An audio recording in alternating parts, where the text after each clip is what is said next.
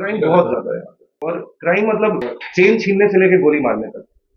Criminal activities भी बहुत है। हमारे घर पे 2 बार चोरी हो चुकी है। पार्टी का भरोसा, पार्टी को अपने नेता पे पिछले बार की तरह पूरा भरोसा है।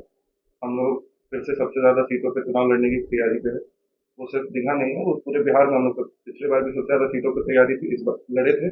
इस बार भी सबसे ज्यादा सीटों पे तैयारी है और लड़ेंगे। हर क्षेत्र की अपनी अलग अलग समस्या है। दीघा विधानसभा में क्या समस्या देखने को मिली आपको?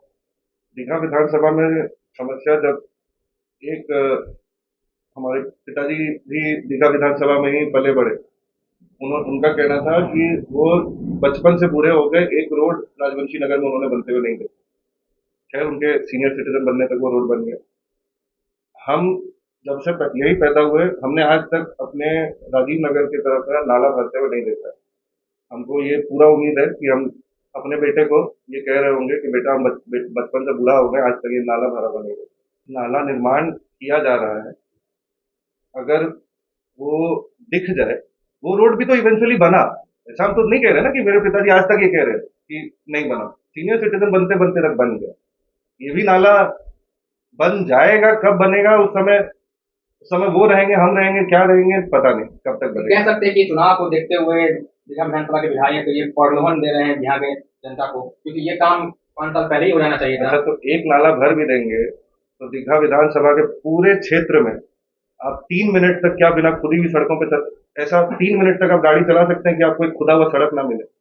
कॉलोनी, मेन रोड, गली, कहीं भी आप एक हफ्ता के अंदर अंदर पहला दिन सड़क बनाते हैं, चौथे दिन उसको खोदते हैं और फिर 7वें दिन उसको मिट्टी से भर के छोड़ देते हैं। ये कौन सा निर्माण कर रहे हैं कि यहाँ के ठेकेदारों के जेब भर रहे हैं? अच्छा, दीघा विधानसभा में आप घूमे भी होंगे, जनता से रूबरू भी होंगे। हम क्या यही रहते हैं, हम रूबरू भी हाँ। होंगे, तो क्या सिर्फ नाला और सड़क की समस्या है जनता का, और कोई समस्या नहीं है दीघा विधानसभा में? बेसिक इंफ्रास्ट्रक्चर से हम शुरू करते हैं।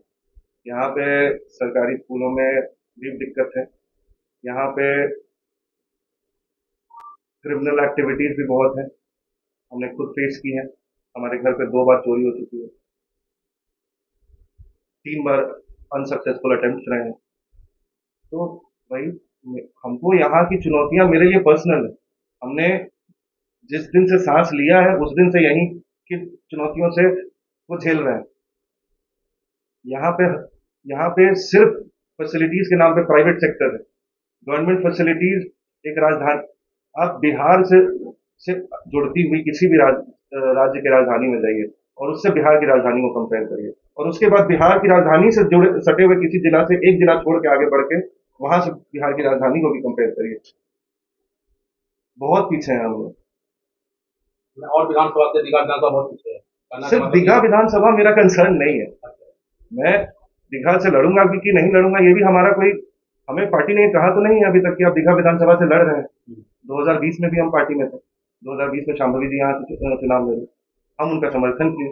हम उनके कार्यकर्ता बनकर उनके लिए काम किए। 2025 में हम होंगे या कोई भी होगा यहाँ पे, वो पुष्प प्रिया चौधरी जी का सिपाही होगा, हम उसके लिए काम आज भी कर रहे हैं। 20 में भी किए, 21 में किए, 22 में किए, 30 तक, 25, 35 तक, जब तक है तब तक करते रहेंगे। ये सर्टेनिटी हमारे यहाँ अभी तक तो किसी को नहीं दी जाती है। यहाँ पे सबसे ज्यादा जरूरी है कि पुलिस की एक्टिविटीज को थोड़ा सा एक्टिविटीज को और बढ़ाया जाए। उनको, उनकी पेट्रोलिंग को थोड़ा सा सीरियस किया जाए, क्योंकि यहाँ पे रोड साइड क्रिमिनल्स काफी हैं। इस एरिया में काफी लोग, काफी काफी समय से ये एरिया फेमस है। यही आप, हम लोग अभी एजी कॉलोनी पार्क की बात करें तो 2007-8 में यहाँ पे स्कॉर्पियो में एक बम लगा दिया गया। उसको पार्क में जाकर फिर खड़ी किया गया, फिर डिफ्यूज किया गया। नाला के उस तरफ गोली, बहुत ज्यादा क्राइम है। क्राइम बहुत ज्यादा है। और क्राइम मतलब चेन छीनने से लेके गोली मारने तक, छोटे से लेके बड़े लेवल तक। चोरी घर के अंदर हो रही है, चोरी सड़क पे चल रही महिलाओं की साथ हो रही है। ये बेरोजगारी तो बिहार को क्राइम की तरफ धकेल ही रही है, लेकिन यहाँ पे क्योंकि ये आपका कैपिटल है, आपको यहाँ इस डिस्ट्रिक्ट को तो सेफ रखना चाहिए। कुछ दिन पहले यहाँ पे लोग दिखाई किया और देखा भी गया था कि घरों पर बुलडोजर चल रहे थे, तो वैसे लोगों को क्या कहिएगा, क्या कीजिएगा उनके लोगों के लिए? आप नेपाली नगर के लोगों की बात कर रहे हैं। नेपाली नगर और महावीर नगर ये साइड कोर्ट का क्लियर डायरेक्शन आ गया कि आप किसी के घर को नहीं तोड़ सकते। घर बनने की इजाज़त जब दी गई है, तो सरकार ने उसकी रजिस्ट्री एक्सेप्ट की है। जब आपके पास सारा डेटा आ रहा था कि वो ज़मीन की सेल परचेज़ कंटिन्यूअसली हो रही है, उस समय आपको एक्शन लेना चाहिए था। आप प्रोएक्टिव एक्शन पहले ले लेते तो शायद किसी का नुकसान नहीं होता। हमसे 4 घर आगे एक मास्टर साहब रहते थे रेंट पे, उन्होंने अपने जीवन भर की कमाई लगा के 50 लाख 60 लाख जो था उनके पास, सब लगा के एक घर बनाया था। उनका घर गृह प्रवेश के अगले दिन तोड़ दिया गया। अब घरे टूट गए, कोर्ट के ऑर्डर के भी खिलाफ हैं, उन लोगों की क्या कीजिएगा? सरकारी मुआवजा होना चाहिए। कोर्ट को ये कोर्ट में ही ये चीज़ डायरेक्ट करनी चाहिए। यहाँ के लोगों के साथ मिलके वहाँ पे जाकर यहाँ के लोगों को कोर्ट का दरवाज़ा एक बार खटखटाना चाहिए, मुआवजे के लिए। आपकी पार्टी में राष्ट्रीय अध्यक्ष मुख्यमंत्री पद के दावेदार हैं, वहीं चिराग पासवान केंद्र की राजनीति छोड़ के बिहार आने की बात कर रहे हैं, उनके कार्यकर्ता भी मांग कर रहे हैं कि मुख्यमंत्री चिराग पासवान ही बनेंगे, तो कैसे देखते हैं, क्या कहिएगा? उनके कार्यकर्ता कह रहे हैं, हमारी नेता कह रही है, यही फर्क है। हमारी नेता का विजन क्लियर है। चिराग पासवान भी तो केंद्र की राजनीति छोड़ के मंत्री पद छोड़ के बिहार आ रहे हैं, और उनके भी लगभग 6 सांसद हैं, तो वो भी तो 5 सांसद हैं उनके। तो बिहार की राजनीति में मतलब अभी बीजेपी के पास भी कोई मुख्यमंत्री पेश नहीं है, वो चिराग पासवान को प्रमोट कर रही है। आपकी कॉम्पिटिशन तेजस्वी यादव या चिराग पासवान या कोई और? हमारी कंपटीशन इंडीड इन लोगों के साथ है। हमारी नेता भी लोकप्रिय हैं और नो डाउट ये दोनों भी लोकप्रिय नेता हैं। इन्होंने काफी नाम कमाया है, अपनी मेहनत से कमाया है, जनता के बीच अपनी लोकप्रियता बनाई। तीनों में एक चीज कॉमन है कि तीनों किसी ना किसी मंत्री के ही पुत्र पुत्री रहे हैं। उत्तम चौधरी भी बड़े नेता की ही पुत्री रही हैं, चिराग पासवान भी रामविलास पासवान के पुत्र रहे हैं, लालू तेजस्वी यादव भी लालू प्रसाद यादव के पुत्र रहे हैं। इनमें बेहतर विकल्प जनता किसको देख रही है? बेहतर विकल्प वही जिसने अपना रास्ता खुद बनाया और खुद चुना। देश में बड़ा हादसा हो गया, लेकिन बीजेपी पोस्ट करती है जाति पूछी नहीं धर्म मार दी गोली, क्या कहिएगा? बीजेपी आईटी सेल काफी एक्टिव है, वो न्यूज के पहले ही न्यूज बना सकते हैं।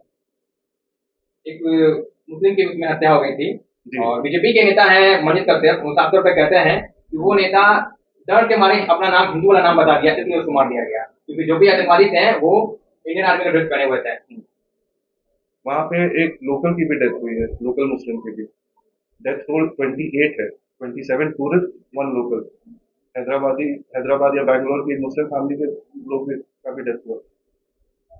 ऐसा मानना कि ब्लेटेंटली वो सब रिलीजियस बेस्ड अटैक था, नहीं, वो अटैक भारत की धरती पे एक अटैक है। इसको धार्मिक या कोई और एंगल देना बिल्कुल गलत है। जब देश में 26/11 अटैक हुआ था, कांग्रेस की गवर्नमेंट थी, उसमें पी चिदम्बरम गृह मंत्री थे, उन्होंने इस्तीफा दे दिया था। अभी जो अटैक हुआ है उसमें यहाँ के गृह मंत्री चुप्पी साधे हुए हैं, वो बस इस बात पे लगे हुए कि पाकिस्तान को भी कब्जा कर लेंगे। जो स्टेटमेंट अभी दिया गया है वो सारे स्टेटमेंट आइडेंटिकल हैं 2016 से, कि हम सिर्फ वाटर ट्रीटी तोड़ देंगे, हम ये कर देंगे, वो कर देंगे। Action speak louder than words. हमें एक्शन देखना है, हमें एक्शन चाहिए। अब क्या कर रहे हैं, कर देंगे, हमें नहीं जानना है। अब जब कर दें उसके बाद प्लीज एक बार बता दें कि हमने ये किया है।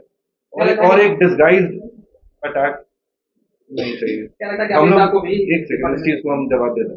हम लोग डिस्गाइज्ड अटैक एक टेररिस्ट टाइप अपने मिलिट्री को यूज करके नहीं करना चाहेंगे। वो डिमीन करता है एक मिलिट्री को। अगर आपके पास आपको मिलिट्री का यूज करना है तो उसकी इज्जत रखते हुए मिलिट्री की तरफ यूज करें। आप जानते हैं कि किसके संरक्षण में वो रह रहे हैं, आप उनको तोड़ो। अब बॉर्डर की लड़ाई बॉर्डर पे लड़े और वहां पे उनको सबक सिखाएं, क्योंकि तब यहाँ की जनता महफूज फील करेगी। तब हमें लगेगा कि हाँ आपने एक्शन लिया है। आपका एक वीडियो क्लिप हमें नहीं चाहिए कहीं का, हमें एक्चुअल एक्शन ग्राउंड पे चाहिए। हमें अपने लोगों की सेफ्टी को आप फील करा पाए, ऐसा एक्शन दिखना चाहिए। क्या लगता है कि गृह मंत्री अमित शाह को इस घटना की जिम्मेदारी लेनी चाहिए? जी जरूर, उनको और डिफेंस मिनिस्टर दोनों की जिम्मेदारी बनती है।